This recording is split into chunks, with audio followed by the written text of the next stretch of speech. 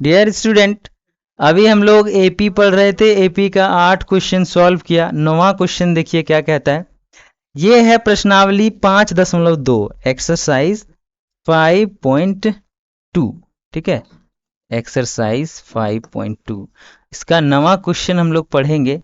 क्या कहता है आप लोग पढ़िए। यदि किसी एपी के तीसरे और 9वें पद का क्रमशः 4 और -8 है, यानी कि 9वां और तीसरा पद 4 है, 9वां पद -8 है, तो इसका कौन सा पद शून्य होगा ये निकालना है। ठीक है, हाँ, यानी कि कौन सा पद 0 होगा ये बताना है। तो A3 दिया गया है 4 और A9 दिया गया है 8। अगर ऐसा क्वेश्चन दिया रहता है तो A3 का फॉर्मूला हम लोगों को पता है।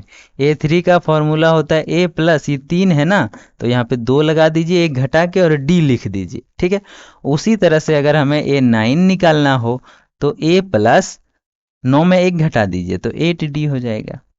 ऐसे हम लोग फॉर्मूला अपने आप बनाकर और लिख सकते हैं। क्लियर। यहाँ पे देखिए A3 दिया गया है 4 और A9 दिया गया है 8। हमें कौन सा शून्य होगा वो निकालना है।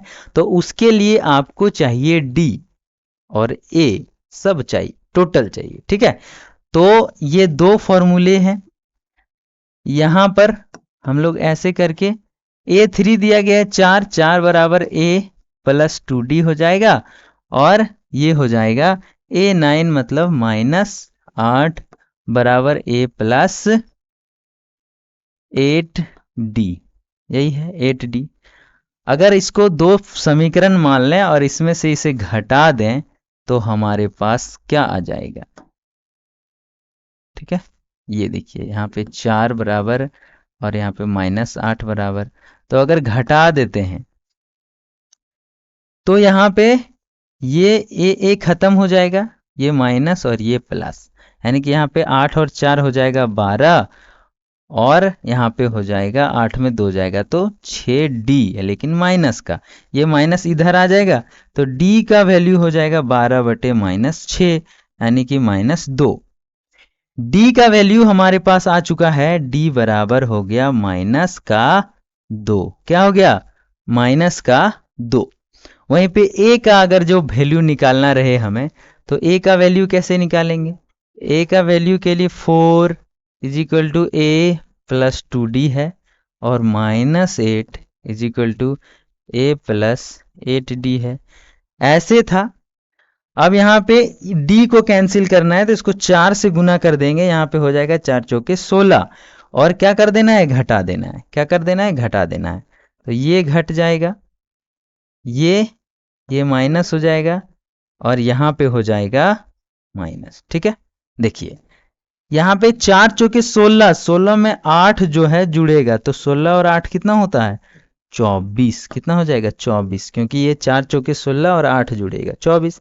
यहाँ पे 4A में 1A जाएगा तो बचेगा 3A, और 4 दूनी 8A में 8A खत्म हो जाएगा, तो यही 3A बचेगा। ये यहाँ से कैंसिल हो जाएगा, तो हो जाएगा 8 तिहाई 24, यानी कि A बराबर हो जाएगा 8। कितना हो जाएगा, 8। ठीक है, 3 से कटेगा 8। A निकल गया और D निकल गया, तो हमें निकालना है कौन सा पद शून्य होगा। यही तो, कैसे निकालते हैं देखिए। यहाँ पे अगर यहाँ पे साइड में बना दूं तो अगर AN निकालना है और N हमें पता नहीं है, चलिए कोई बात नहीं है, A हमें पता है और N हमें पता नहीं है, D हमें पता है, तो N ही तो निकालना है। ये शून्य कब होगा, तो यहाँ पे देख लेते हैं कब होगा। इसका मान शून्य बैठा देते हैं तो वो N निकल जाएगा, A 8। ठीक है, N-1, और D हमारे पास -2 मिला हुआ है। ठीक है, ये 8 इधर जाएगा तो -8 हो जाएगा।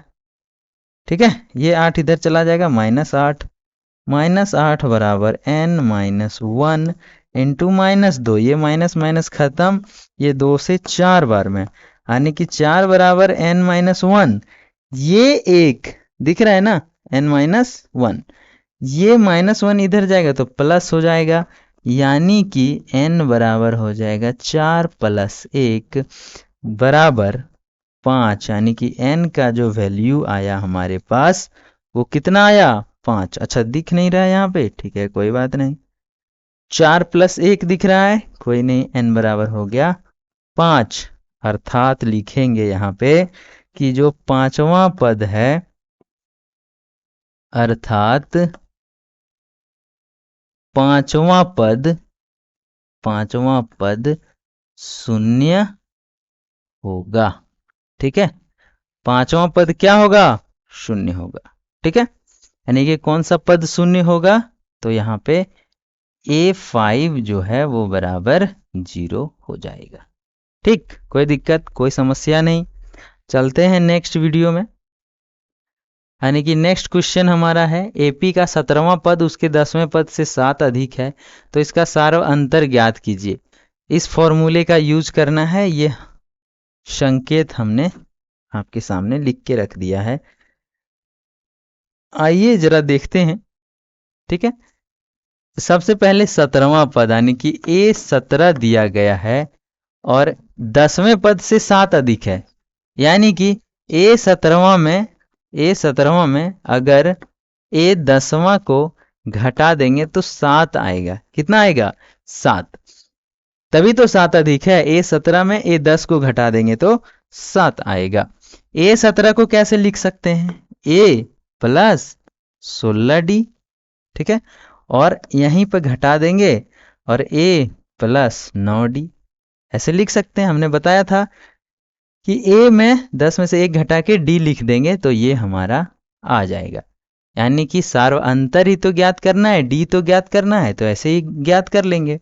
देखिए A जोड़ 16D माइनस A और माइनस 9D हो गया, ये माइनस दोनों में जाएगा और बराबर हो जाएगा 7। देखिए A प्लस में A माइनस में घट जाएगा, 16 में 9 जाएगा तो कितना हो जाएगा? 16 में 9 जाएगा तो 7D = 7। ठीक है, यानी कि D = हो जाएगा 7 में 7 से एक बार में घटेगा तो D = 1 हो गया आपका आंसर। ठीक है, इस तरीके से हम लोग क्वेश्चन को सॉल्व करते हैं। और अगर आपको ये बेसिक चीजें, छोटी छोटी बेसिक चीजें पता हो तो आप लंबे से लंबे, बड़े से बड़े क्वेश्चन आसानी से सॉल्व कर जाएंगे। ठीक है, तो अगर आपको बेसिक अच्छे से करना है तो 5.1 समांतर श्रेणी का प्लेलिस्ट में वीडियो मिलेगा। और इसका जो 9 वीडियो 8 वीडियो का अगला जो सारा क्वेश्चन बनाया हुआ है 8 वीडियो में 9 वीडियो में, वो सारे अगर आप वीडियो देख लेते हैं तो आपका बेसिक एकदम स्ट्रांग हो जाएगा और एग्जाम में 100% मार्क्स लाने की गारंटी हमारी रही। अगर आप मैथ में अगर 100 में 100 नहीं लाते हैं, अगर सारी वीडियो आप एक बार देख लेते हैं तो मैथ में आपका 100 में से 100%, अगर सार्वांतर से 5 मार्क्स का क्वेश्चन है तो 5 का 5 आपको मिलने जा रहा है। ठीक है, नेक्स्ट वीडियो में हम मिलेंगे क्वेश्चन नंबर 11 के साथ। तब तक के लिए चैनल में बने रहें और टेक केयर, बाय बाय।